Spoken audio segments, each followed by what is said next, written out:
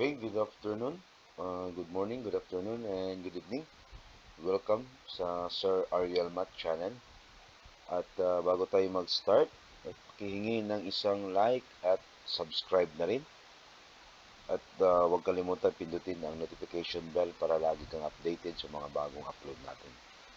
Okay, so our topic is about the introduction of quadratic equations. This is grade 9, week number 1. Okay, so quadratic equation is an equation containing the power of an unknown but no higher power. Okay, so the equation x squared plus 5x plus 6, so that is equal to 0, is a quadratic equation. A quadratic equation has two roots, both of which satisfy the equation. Okay,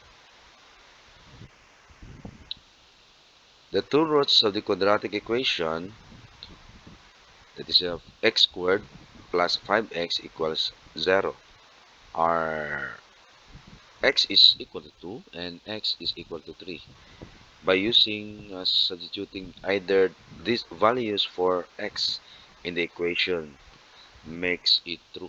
So substitute natin yung value ng x dito sa ating equation. Yung x natin is 2, okay, then gawin natin 2 yan, okay, or pwede rin 3, either sa dalawa, okay.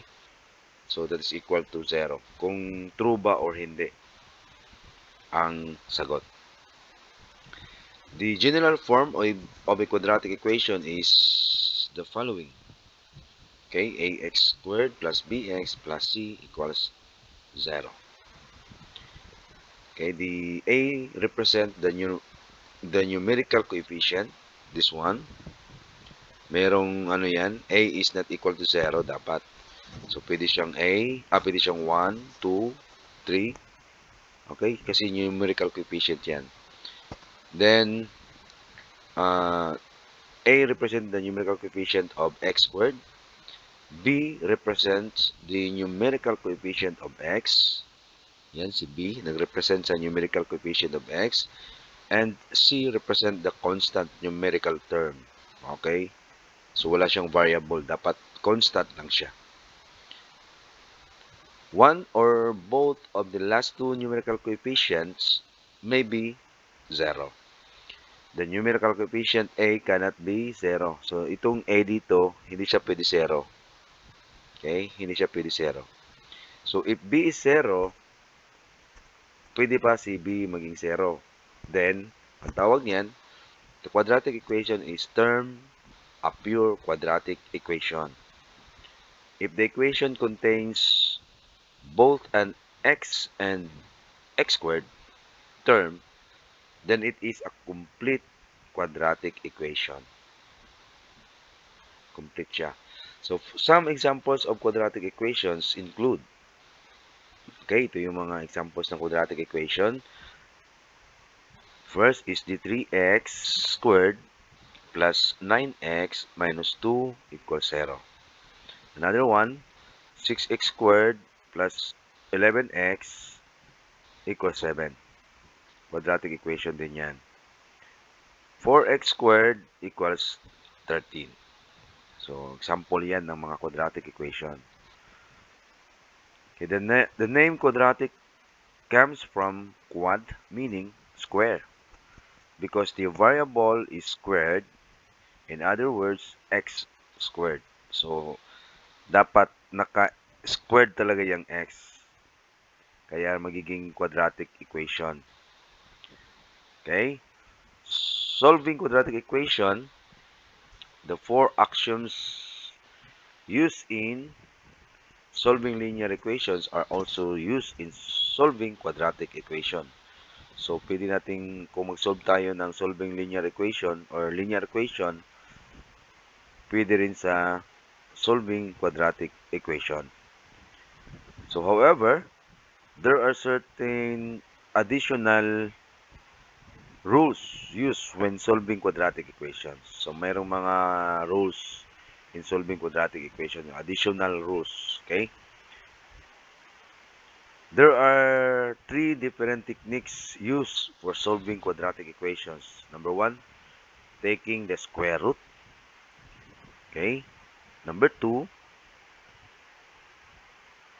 factoring. And the last one is using the quadratic formula. Okay? Of these three techniques, only the quadratic formula will solve all quadratic equations. So si quadratic formula lang ang pwede na ma-solve sa lahat ng quadratic equation. Okay? The other two techniques can be used only in certain cases. So magamit lang sila sa mga certain cases lang. Okay, so to determine which technique can be used, the equation must be written in general form. Ax squared plus bx plus c equals 0. Okay, so to determine which technique can be used, the equation must be written in general form. Ax squared plus bx plus c equals 0. So, if the equation is a pure quadratic equation, so that is b is equal to 0. It can be solved by taking the square root. Madali lang yan. So, example, 4x squared minus 1, that is equal to 0. So, 4x squared, that is equal to positive 1. Kasi transpose natin to si negative 1 to the right. So, magiging positive 1. Okay? So, that is equal to x squared equals 1/4. Kasi we have to divide both sides by 4. Yan. By 4, dito rin by 4. So, ang naiwan dito sa left side is x squared. Din dito sa right side is 1/4. Okay?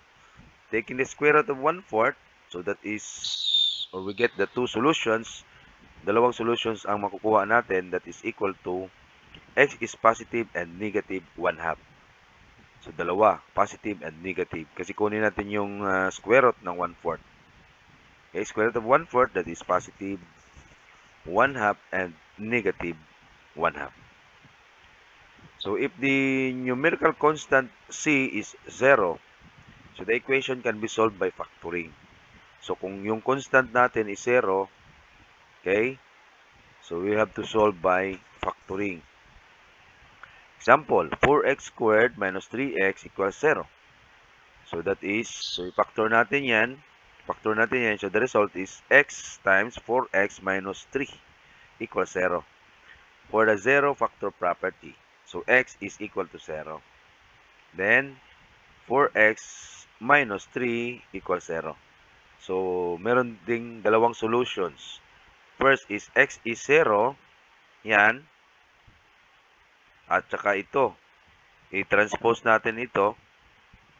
Si 4 to the right side. Or unahin muna natin i-transpose si negative 3 to the right. So, magiging 4x equals positive 3. Yan. So, magiging positive 3 na yan. Then, i-divide natin both sides by 4. Okay? Kaya, yung sagot natin, cancel natin yung 4, is x is equal to positive 3/4. Okay? Next. Certain other equations can also be solved by factoring and applying the zero factor property. So, example, x squared plus 5x plus 6x equal to 0. If we factor, we have x plus 3 times the quantity of x plus 2 equals 0. Then, x plus 3 equals 0 and x plus 2 equals 0. Dapat i-equate by 0 natin yan. Yung dalawang factor. Si x plus 3 equals 0. Ito rin si x plus 2 equals 0. So, the two solutions are x is negative 3 and x is negative 2. Kasi transpose yan to the right, magiging negative 3. Ito rin, magiging negative 2. Okay? So, therefore, yung dalawang solutions ay x is negative 3 and x is negative 2. Next, the solutions to quadratic equation can always be calculating using or calculated using the quadratic formula. So, yung quadratic formula is x equals negative b, positive, negative, or plus minus times the square root of b squared minus 4ac over 2a or divide by 2a. Okay, so the plus and minus means you need to do the plus and minus, and therefore there are normally two solutions. You can try to solve any quadratic equation by using the quadratic formula. The blue part that is equal to b squared minus 4ac is called the discriminant because it can discriminate between the possible types of answer. It is a positive, you will get two real solutions. If it is 0, you get just one solution. And if it is negative, you get no real solution. Okay? So this formula gives two solutions, although the two solutions may be the same number. Pwede siyang pareho. When solving any polynomial equation of degree n, so there are at most n solutions to that equation. Okay, dito lang muna tayo.